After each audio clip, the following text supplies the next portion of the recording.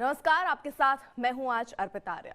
5 राज्यों तक कोरोना के नए वेरिएंट ने दस्तक दी थी और अगर पूरे आंकड़ा आपको देश भर का बताएं तो 21 मामले भारत में सामने आ चुके हैं। जयपुर में एक ही परिवार के 9 लोग ओमिक्रॉन से संक्रमित थे। जयपुर में भी 9 मरीज सामने आए हैं, वो भी ओमिक्रॉन वेरिएंट की उनकी पुष्टि भी हो चुकी है। दक्षिण अफ्रीका से आया था ये पूरा परिवार और इनके संपर्क में जो लोग आए उनको क्वारंटीन भी कर दिया गया है। दिल्ली में भी केस सामने आया, अब वहां पर भी ट्रेसिंग का काम चल रहा है। वहीं असम में एक दिन में कोरोना के 101 नए संक्रमितों की पुष्टि हुई है। 24 घंटे में 4 मरीजों ने अपनी जान भी गंवाई है। देश भर में अगर देखें तो ये हालात बने हुए हैं और इसीलिए डॉक्टर्स कह रहे हैं कि आप अवेयर रहिए, आप जागरूक रहिए। ये मत सोचिए कि कोरोना हमारे बीच से खत्म हो गया है। कोरोना अभी भी है और नया नया वेरिएंट इसका सामने आ रहा है और इसलिए जरूरी ये है कि हम और आप अपना ख्याल रखें। और आप अपना ख्याल रखने में कैसे अपना कदम तो उठा ही रहे होंगे, साथ ही साथ देखिए कुछ खास मेहमान भी हमारे साथ हैं, उनका तारुफ भी आपसे करा दें।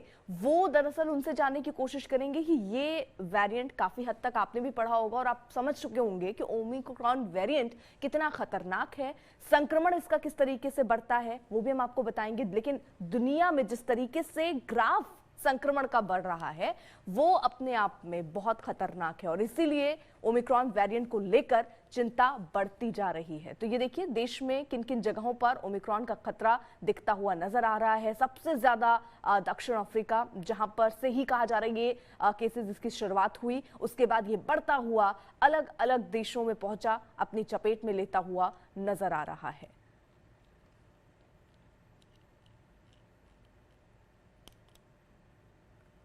नई गाइडलाइंस भी लागू की गई हैं। इसी के तहत अलग अलग राज्य अब कदम उठा रहे हैं ताकि इससे बचा जाए। दो खास मेहमान इस वक्त हमारे साथ जुड़ चुके हैं। डॉक्टर दीपक आचार्य हैं, वायरोलॉजिस्ट हैं, और डॉक्टर आशीष जायसवाल हैं, चेस्ट रोग विशेषज्ञ हैं। आप दोनों का सर बहुत बहुत शुक्रिया।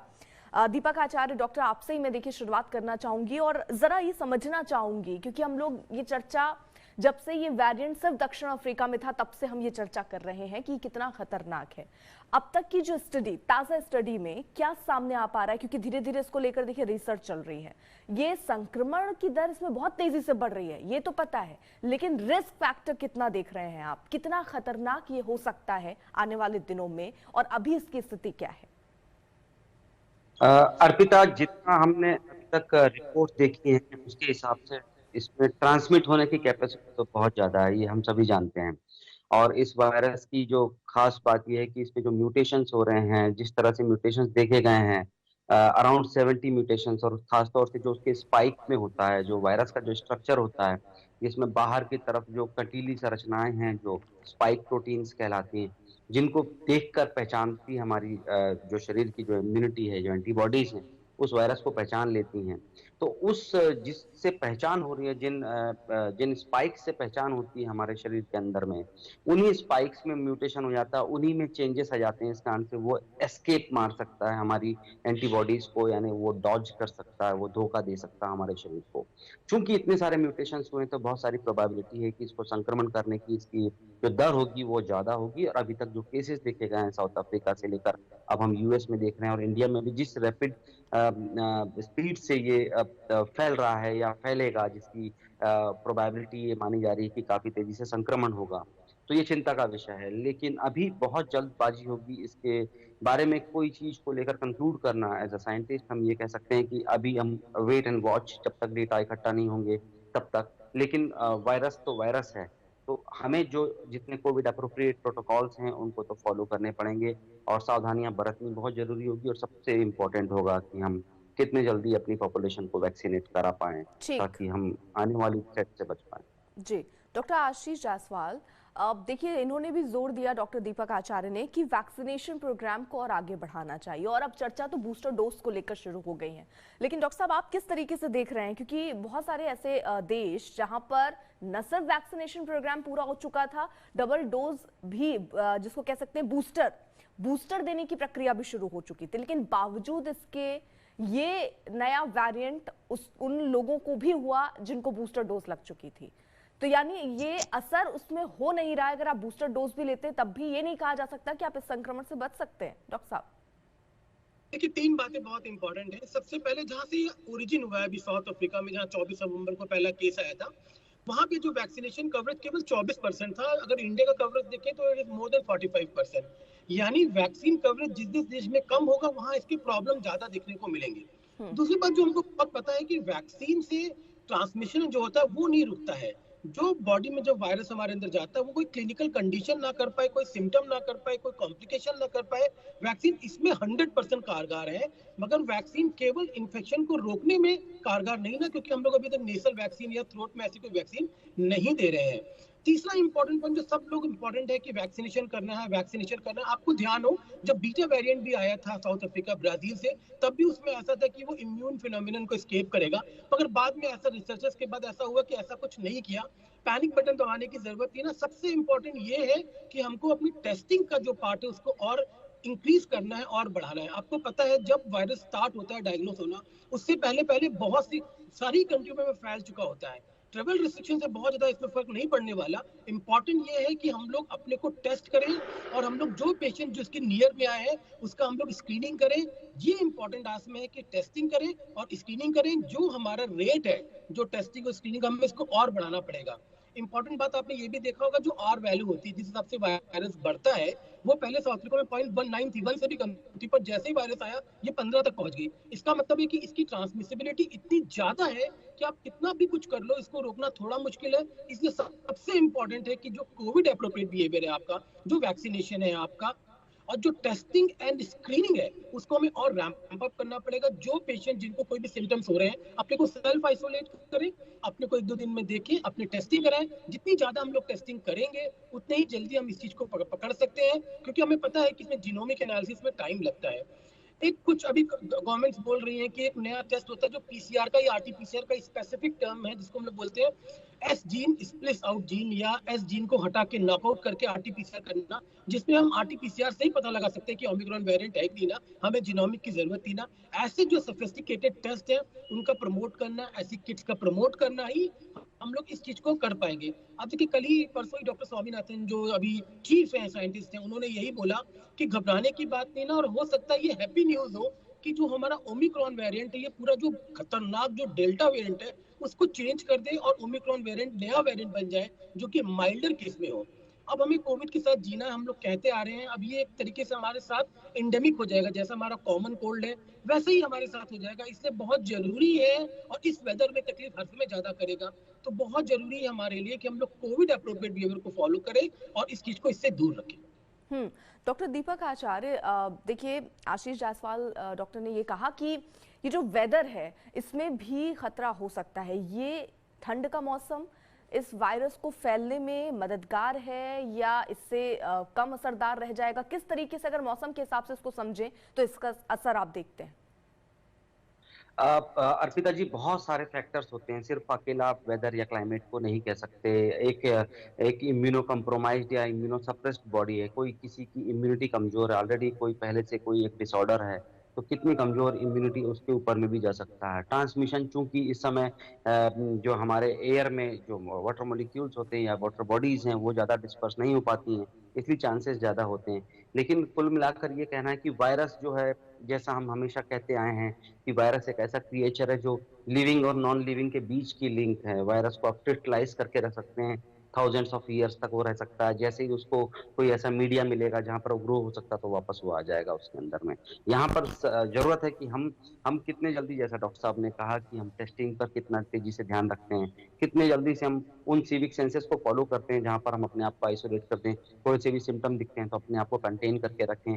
और तो और जो लोग वैक्सीनेट नहीं हुए उनको प्रमोट करें, उनको आगे उनको उनको उनको ये इस बात के लिए तय करें कि वो जाकर वैक्सीनेट हो जाएं। ये इंपॉर्टेंट है कि हमारी शील्डिंग बहुत जरूरी है। एक अलग अलग लेयर होती हैं शरीर के अंदर में फाइट करने के लिए। इंपॉर्टेंट रोल प्ले करता है वैक्सीन। यदि हम टाइमली वैक्सीनेट हो जाएं, इतनी बड़ी पॉपुलेशन अभी हमारी बाकी है, हम बूस्टर की बात कर रहे हैं, लेकिन बूस्टर से पहले चिंता की ये बात है कि हमने जो ओरिजिनल हमारा वैक्सीनेशन प्रोग्राम है वो भी हमने पूरी तरह से अचीव नहीं किया है। तो सबसे पहले इंपॉर्टेंट होगा कि एक बड़ी पॉपुलेशन को, क्योंकि जो वैक्सीनेट नहीं हुआ है और जो इम्यूनो कॉम्प्रोमाइज्ड पहले से जो बंदा है उसके शरीर में सबसे ज्यादा जाकर ये चेंज कर सकता है। बहुत सारे म्यूटेशंस वहां जाके वायरस के अंदर हो सकते हैं। आज ओमाइक्रॉन है, कल जाकर कुछ और हो सकता है। वायरस अपने बार बार जब एक किसी होस्ट में जाता है जो कि कमजोर है, जिसकी एंटीबॉडीज कमजोर है या उसके शरीर में नहीं है, वहां जाकर ये बहुत तेजी से ब्लास्ट करता है, बहुत तेजी से इसके अंदर में रूपांतरण होता है जिसको कहते हैं हम, उसके मॉडिफिकेशन होते हैं स्ट्रक्चर में। तो आपको नहीं पता कि आने वाला वायरस और या उसका जो उसका म्यूटेशन होगा वो कितना घातक होगा, हम्म। ओमाइक्रॉन से आगे कुछ और हो सकता है। तो हमें बचाना पड़ेगा एक बहुत बड़ी पॉपुलेशन को, वो सिर्फ जी। वैक्सीनेट, कॉन्टेक्ट ट्रेसिंग और उन सब चीजों से होगी। हाँ, डॉक्टर जायसवाल, क्या माने हम कि जनवरी तक या फरवरी तक, भगवान नहीं करे ये केसेस बढ़े, लेकिन तीसरी लहर का सबसे ज्यादा पीक टाइम आप क्या देखते हैं? देखिए, पहले ना जो तीसरी लहर का जो शब्द है ना, इसको हमें समझना पड़ेगा। ये तीसरी लहर क्या इसके लिए अप्रोप्रिएट होगा?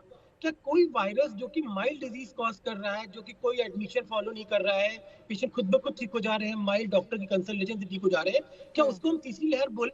पहले तो हम्म। डेफिनेशन को क्लियर करना पड़ेगा, बिकॉज क्लियर कट डेफिनेशन नहीं है। हम्म। अगर आप केसेस के बोलते केसेस बढ़ेंगे, डेफिनेटली केसेस बढ़ेंगे। जितना इन्फेक्शियस है वायरस, ये डेल्टा वेरिएंट से 6 to 10 टाइम्स मोर है, और आपने देखा 10 दिन के अंतर में ये 20 कंट्रीज को, सातों कॉन्टिनेंट पहुंच गया। इसका मतलब है कि ट्रांसमिसेबल है, और जो ट्रांसमिशन क्वांटम का होना था वो ऑलरेडी हो चुका है, यानी हर कंट्री में पहुंच चुका है।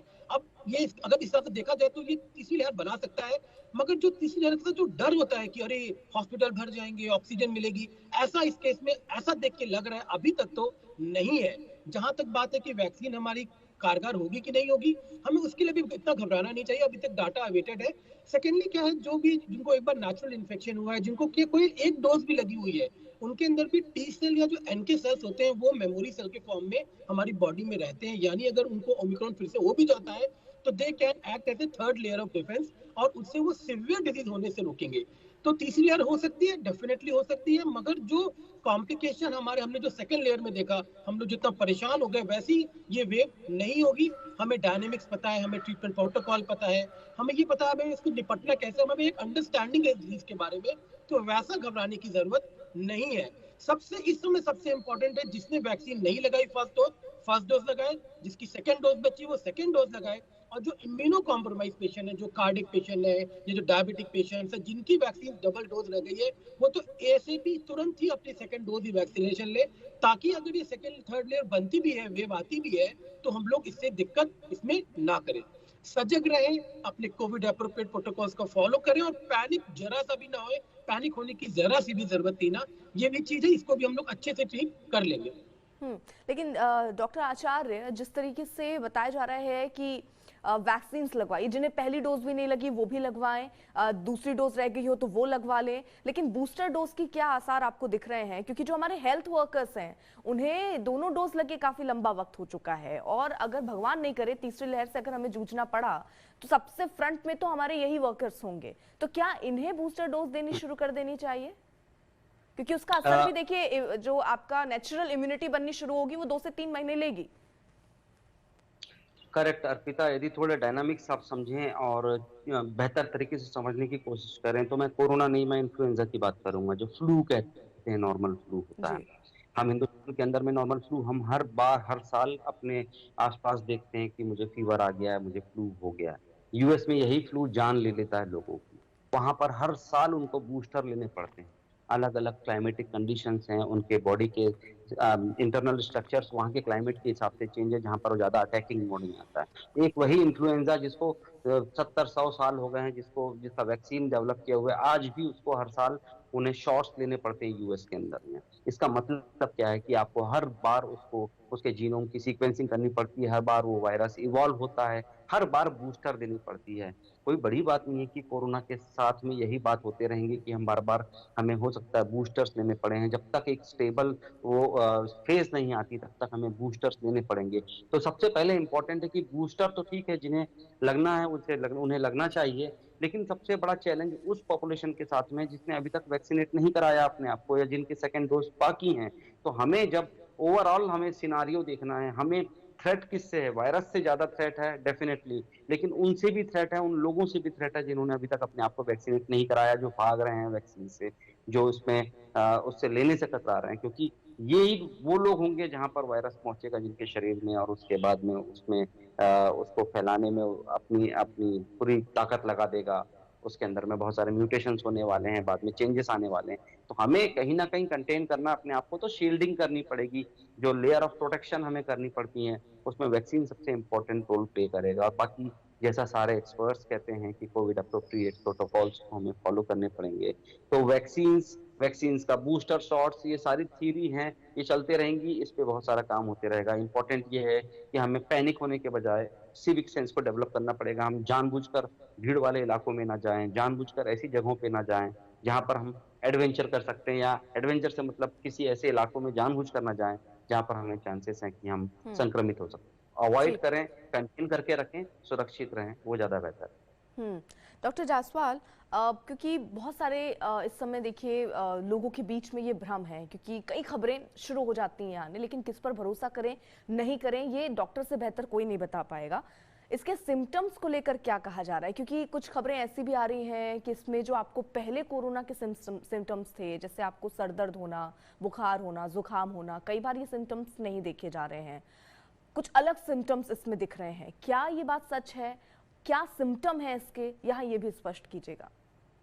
नहीं, देखिए, जो अभी जो ओमिक्रॉन के जो सिम्टम्स साउथ अफ्रीका में अभी रेडली वेरिड जो स्टडीड है, उसमें सबसे important fever and sore throat ही है। वहाँ के किसी इतने लोगों को वहाँ पे कोविड हुआ, मगर मोस्टली लोगों का सैचुरेशन, मोर देन 99% लोगों का सैचुरेशन प्रिजर्व्ड है, सैचुरेशन फॉल नहीं किया है। अगर सैचुरेशन हमारा SpO2 फॉल नहीं किया, इसका मतलब है लंग को इन्वॉल्व अभी तक तो नहीं कर रहा है। गॉड फॉरबिड अगर इसमें फिर से म्यूटेशन हो जाए, इसकी कुछ रिएक्टिविटी या कुछ और बढ़ जाए, वो हमको नहीं पता। पर अभी का जो स्ट्रेन जो सर्कुलेट हो रहा है, ये माइल्डर स्ट्रेन है, और ये ऐसे कोई सिम्टम्स नहीं कर रहा है। केवल जो हमारे पुराने सिम्टम्स, कॉफ के, फीवर के, पेन इन थ्रोट, यही सब है, बॉडी के सिम्टम्स हैं। अभी तक इसमें जो हमारे पुराने सिम्टम्स है कि नाक की स्मेल जाना या मुंह का टेस्ट जाना या हेडेक जाना, ऐसे कोई चीज भी इसके अंदर नहीं आ रहा है। एक बहुत इंपॉर्टेंट पॉइंट ये है कि जो ये वायरस है, इनके मोरल सिम्टम्स इस वेदर में बहुत ज्यादा मिक्स हो जाते हैं। हमारी सारी OPDs में चेस्ट की इन्फ्लुएंजा के पेशेंट्स आ रहे हैं, तो बहुत मुश्किल हो जाता है कि इनको अलग करना कि भाई आपको इन्फ्लुएंजा का है कि आपको ओमिक्रॉन या कोविड का है। इससे सबसे इंपॉर्टेंट है कि टेस्टिंग की जाए।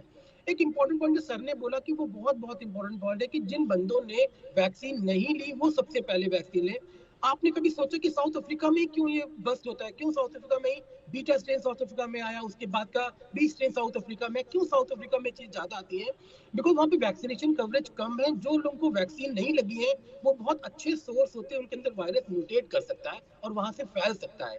इसलिए अगर आपको म्यूटेशन रोकना है, तो जो पहला केस है जिसको वैक्सीन अभी तक नहीं लगी, उनको वैक्सीन लगाना बहुत बहुत जरूरी है। और जो सोशल वैक्सीन है, वो तो इम्पोर्टेंट है ही है। ये दोनों चीजें, वैक्सीन, सोशल वैक्सीन, साथ में ही चलेंगी, तभी हम लोग जाके स्वस्थ रह पाएंगे और जिसका थ्रेट है उससे दूर रह पाएंगे। डॉक्टर आचार्य, जिस तरीके से हम वैक्सीन को लेकर बात कर रहे हैं, हम बात कर रहे हैं आप भीड़ में मत जाइए, डबल मास्क लगाइए, लेकिन लोगों के बीच जागरूकता नहीं है, क्योंकि इतने जो वेरिएंट आए, लोगों ने सुना, उनको लगा अरे ठीक है, कोरोना है, कुछ नहीं हो रहा, वैक्सीन लग गया है।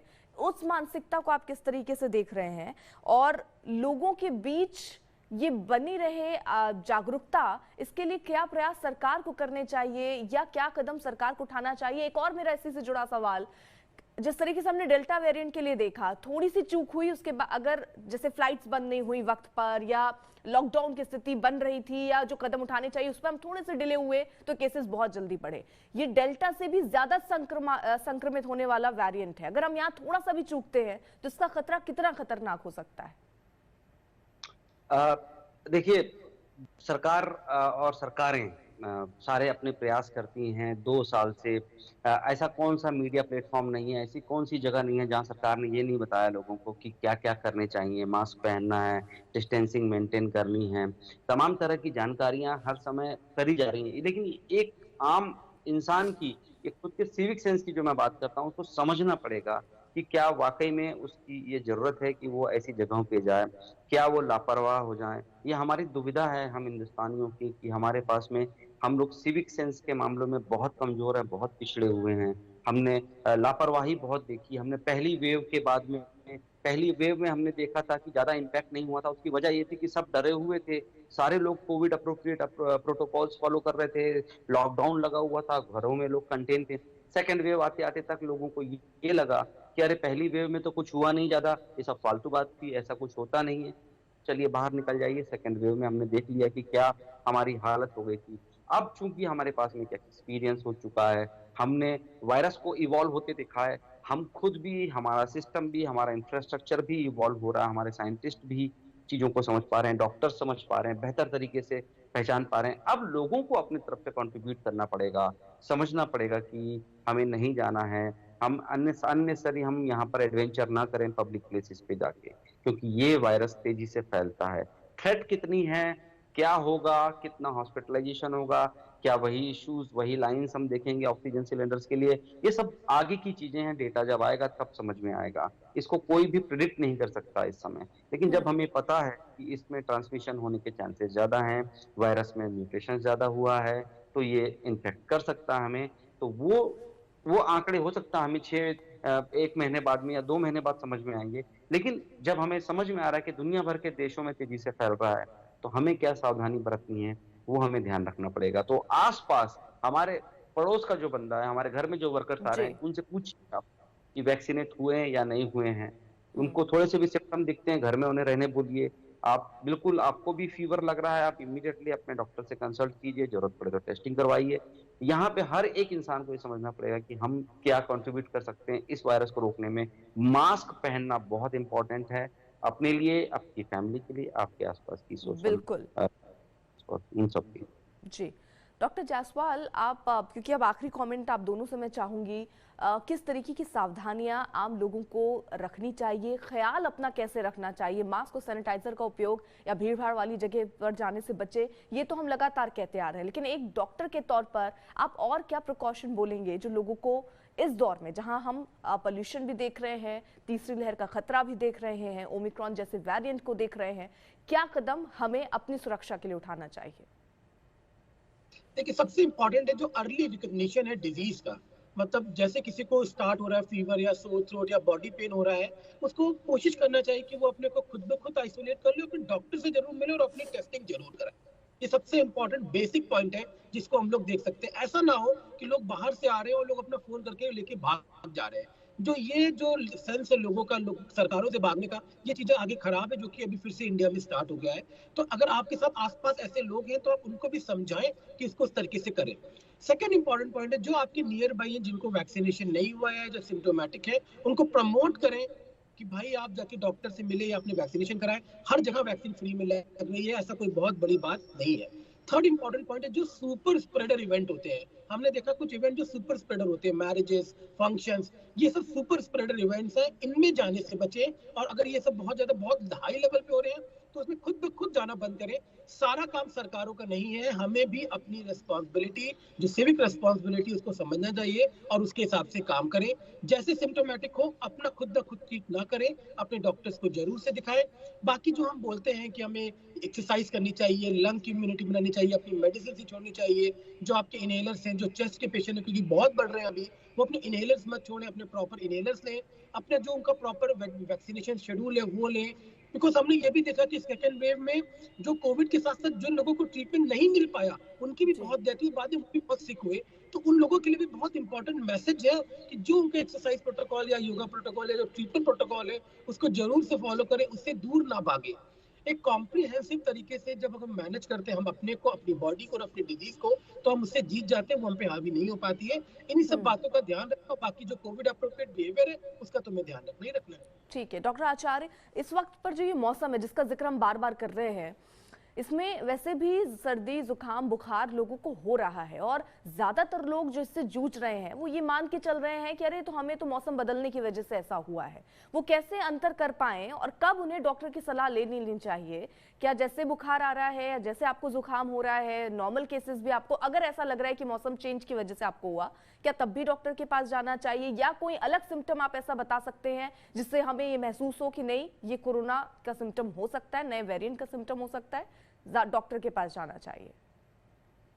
अर्पिता जी, किसी भी माइक्रोबियल डिसीज के लिए या डिसऑर्डर के लिए या कोई इशू के लिए कभी भी विजुअली या ऐसा देखकर नहीं बताया जा सकता। माइक्रोब क्यों कहा जाता है उन्हें, कि माइक्रोस्कोपिक स्टडी के बाद ही कंफर्मेशन आता है उसमें।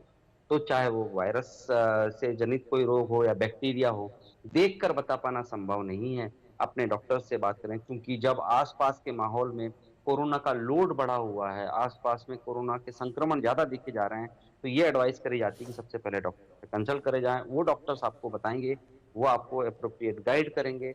आपको वहां पर उन डॉक्टर की एडवाइसेस को फॉलो करनी चाहिए। कोई सिग्निफिकेंट कोई ऐसा कैरेक्टर या सिम्टम नहीं है या लक्षण नहीं है जिसको देखकर आप समझ पाएं कि मुझे कोरोना हो चुका है, क्योंकि बहुत अलग अलग हमने पहले भी देख चुके हैं लोगों को। किसी को फीवर आ रहा था, किसी की स्मेल जा रही थी, किसी को कुछ और होता, और बहुत सारे केसेस में एसिम्टोमेटिक हम लोग होते थे कि हमें पता ही नहीं होता कि हम वायरस के करियर हैं, यहाँ पर उनको लेके जा रहे हैं, यहाँ से उठा के कैरियर हैं, हम उन्हें वायरस को यहाँ से अलग जगह तक, अलग ग्रुप्स के अंदर में फैला रहे हैं। तो कई सारी चीजें हैं कि एसिम्टोमेटिक भी हो सकते हैं, सिम्टोमेटिक भी हो सकते हैं, प्री सिम्टोमेटिक, अलग अलग लक्षण हो सकते हैं। आपका डॉक्टर सबसे बढ़िया आपको सलाह देने वाले हैं, उनसे आप बात कीजिए, डॉक्टर की एडवाइस लीजिए। गुड मॉर्निंग वाले जो मैसेज आते हैं सोशल नेटवर्किंग के, और वहां पे जो टिप्स दी जाती हैं झोला छाप वाली, उनसे बचना होगा आपको। अपने डॉक्टर्स की, फैमिली डॉक्टर्स की, उनके एडवाइसेस को फॉलो करना, जी, पैनिक नहीं स्विच ऑन करना है, सुरक्षित रहिए, बाकी घबराने की किसी तरह की कोई बात नहीं है। बिल्कुल। बहुत बहुत शुक्रिया डॉक्टर आचार्य और डॉक्टर जायसवाल, आप दोनों का जुड़ने के लिए। और सीधी और साफ बात जो डॉक्टर्स भी कह रहे हैं, जो हम भी आपसे कह रहे हैं, अपना ख्याल आपको खुद रखना है, अपने लिए जिम्मेदार भी आपको खुद बनना है। कोई दूसरा आपको ना जिम्मेदारी सिखा सकता है, ना आपको दूसरा बार बार स्वस्थ रहने के लिए कह सकता है। इसलिए आपको खुद के बारे में सोचना है। मास्क जरूर लगाइए, कुछ दिन रख लीजिए ख्याल अपना, चला जाएगा ये वेरिएंट भी, फिर घूमिएगा बाजारों में। देखते रहिए आज तक।